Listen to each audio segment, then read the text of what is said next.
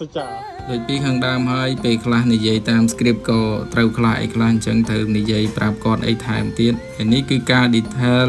នៃសម្បុកដង្កូវនាងហើយក៏ពិភាក្សាពីប្លង់តើយកបែបប្លង់បែបណាដើម្បីពេញចិត្តយើងទាំងអស់គ្នាព្រោះការងារនេះជាការងារជាក្រុមហើយនេះគឺជា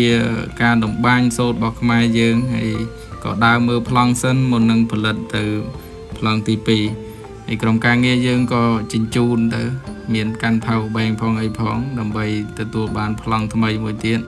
ហើយដែលយើងបានឃើញនេះហើយគឺជាដំណាក់កាលទី2នៃការយកសម្បុកដង្កូវនាងដើម្បីស្ងោរហើយនឹងពលាទៅជាខ្សែវិញទៅបែបនេះដើម្បីបានជាការតម្បាញអីបែបនេះគឺជាដំណាក់កាលទី3ហើយគឺសិប្បកម្មនេះឯងគឺប្រើដៃប្រើកម្លាំងសុទ្ធតែម្ដងហើយនេះគឺជា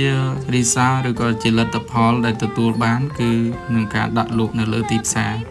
ហើយនេះមើលទៅគឺសពិងសបងឲ្យបែបនេះឯងក្រុមមេឌីគឺប៉ុណ្ណឹងគឺបញ្ចប់ហើយនឹងអរគុណអ្នកនរគ្នាអរគុណញាតិញោមដែលបានជួយទស្សនានៅវីដេអូនេះ